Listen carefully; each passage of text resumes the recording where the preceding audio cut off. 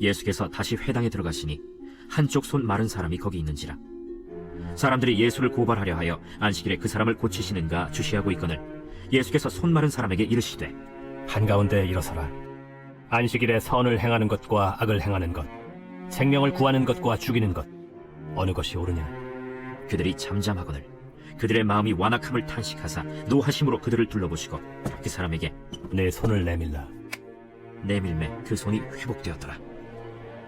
바리새인들이 나가서 곧 헤롯 당과 함께 어떻게 하여 예수를 죽일까 의논하니라. 예수께서 제자들과 함께 바다로 물러가시니 갈릴리에서 큰 무리가 따르며 유대와 예루살렘과 이두메와 요단강 건너편과 또 두로와 시돈 근처에서 많은 무리가 그가 하신 큰 일을 듣고 나오는지라. 예수께서 무리가 애워싸 미는 것을 피하기 위하여 작은 배를 대기하도록 제자들에게 명하셨으니 이는 많은 사람을 고치셨으므로 병으로 고생하는 자들이 예수를 만지고자 하여 몰려왔습니다.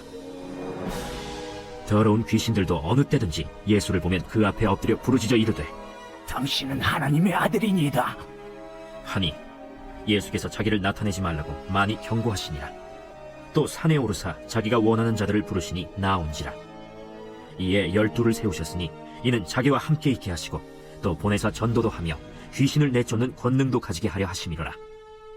이 12를 세우셨으니 시몬에게는 베드로란 이름을 더하셨고 또 세베대의 아들 야고보와 야고보의 형제 요한이니 이 둘에게는 보아너게 곧 우레의 아들이란 이름을 더하셨으며 또 안드레와 빌립과 바돌로메와 마테와 도마와 알페오의 아들 야고보와 및 다데오와 가나나인 시몬이며 또 가룟 유다니 이는 예수를 판 자더라. 어느 안식일 날 예수님은 회당으로 들어가셨습니다. 회당에서는 말씀이 선포되어지고 또 율법이 가르쳐지기도 하죠.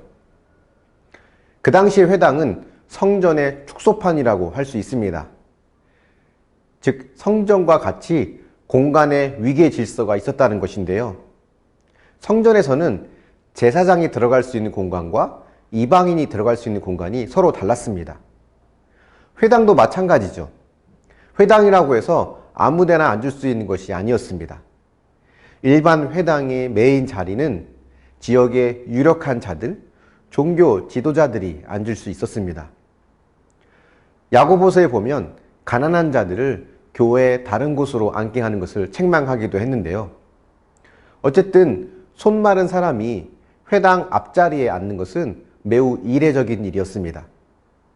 그렇기 때문에 예수님이 오실 회당에 손 마른 사람이 눈에 잘 띄는 곳에 앉아 있는 것은 일종의 덫이라고 볼 수 있습니다. 어떤 덫이었을까요? 2절에 나오죠. 사람들이 고발하려 안식일에 사람을 고치는가 주시하고 있다고 합니다.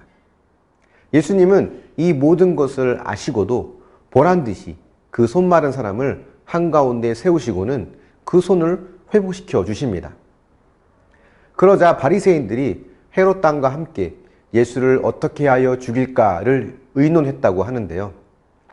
원래 바리새인들과 헤롯 당은 사이가 좋지 않았습니다.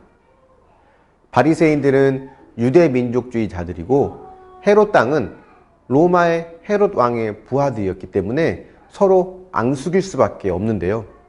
이들은 예수님을 죽이는 일에 하나가 됩니다. 바리새인들이 원수 관계였던 헤롯 당에게까지 손을 내밀며 예수님을 죽이려 하는 모습 속에서 은혜를 모르는 종교가 어디까지 악할 수 있는지를 엿보게 합니다. 히브리 복음서라는 책을 보면 오늘 본문에 나오는 한쪽 손 마른 사람의 직업은 석수쟁이였다고 합니다. 돌을 깎아서 생계를 이어가는 자가 한쪽 손에 장애를 입었다는 것인데요. 아마 그 장애로 인해서 그의 생계는 매우 어려웠을 것입니다. 그런데 손 마른 사람의 이 좌절과 고통, 절망에는 전혀 아랑곳하지 않고 자신들의 종교적, 정치적 이익만을 생각하면서 그런 자를 이용하는 것을 보면 얼마나 그들이 악한 자인지를 알 수 있습니다. 은혜를 잃어버리는 종교인이 하나님과 가장 멀어진 자이고 하나님을 대적하는 자라는 것을 알아야 합니다. 11절을 보면 귀신들도 예수님을 보고 하나님의 아들이심을 고백하지 않습니까? 은혜를 잃어버린 종교인은 그저 귀신의 수준과 다르지 않음을 알아야 합니다.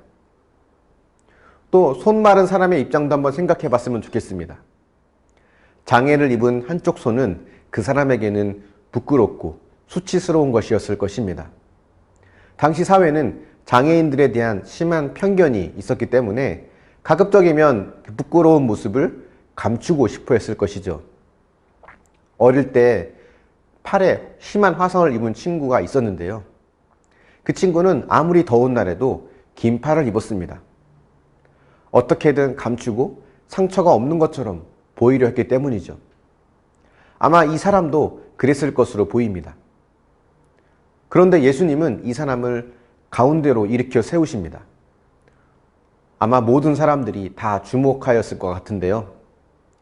그리고 예수님은 그의 손을 내밀라고 하십니다. 부끄러워서 감추고 싶은 그 손을 많은 사람이 보는 앞에서 내밀라고 하신 거죠. 이 사람의 마음은 어땠을까요? 손을 내밀기 망설여지지 않았을까요? 아무렇지 않은 척하고 손 내밀기를 거부했다면 손이 회복되었을까요? 내 안의 상처와 죄는 주님 앞에 그리고 믿을 만한 안전한 공동체 앞에 꺼내놓을 때 내 안에서 완전히 사라질 수 있습니다.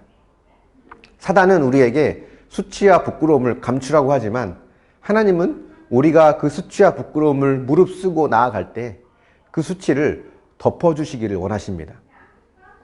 그리고 예수님은 십자가에서 우리가 겪어야 할 수치와 모멸을 다 가져가셨습니다. 주님 앞에 내놓지 못할 죄와 상처는 없습니다.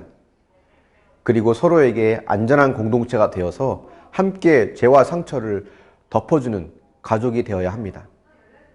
그런 회복이 저와 여러분 우리 모두에게 있기를 축원합니다. 묵상해 보십시오. 은혜를 잃어버린 종교인으로 전락하지 않았습니까? 어떤 은혜부터 회복해야 된다고 생각하십니까? 주님께서 내밀라고 하신 죄와 상처는 무엇입니까? 주님 앞에 또 공동체 앞에 그 죄와 상처를 내놓을 준비는 되셨습니까? 기도하겠습니다. 사랑의 하나님, 한쪽 손 마른 사람의 아픔을 또 그의 고통을 전혀 생각하지 않고 그를 정치적으로 또 종교적으로 이용만 하는 그 바리새인들, 종교 지도자들의 모습을 보며 우리 역시 은혜를 잃어버린 또 종교인으로 전락하지 않을지 두려운 마음으로 다시 한번 생각하게 됩니다. 주님, 하나님의 은혜를 잃어버렸다면 다시금 그 은혜를 회복할 수 있도록 우리에게 믿음을 더하여 주시길 원합니다. 무엇보다 하나님 앞에 나의 죄와 상처를 내어놓고 또 믿을 만한 공동체 앞에 나의 부끄러움을 내어놓고 또 서로가 서로에게 또 안전한 공동체가 되어 서로의 허물을 덮어줄 수 있는 아름다운 그 관계가 우리 안에 이루어지길 원합니다. 감추고 아무렇지 않은 척 살아가는 것이 아니라 때론 부끄럽지만 때론 나에게 수치가 되지만 그 모든 것을 완전히 끊어내기 위해서 주님과 공동체 앞에 담대히 꺼내놓을 수 있는 믿음의 사람이 되게 하여 주시옵소서. 손 마른 사람처럼 기꺼이 주님 앞에 손을 내밀고 또 모든 사람 앞에 내어놓아 손뿐만이 아니라 그 마음의 상처와 영혼도 구원받고 회복되는 놀라운 은혜를 우리도 경험할 수 있도록 인도하여 주시옵소서. 감사드리며 예수님의 이름으로 기도합니다. 아멘.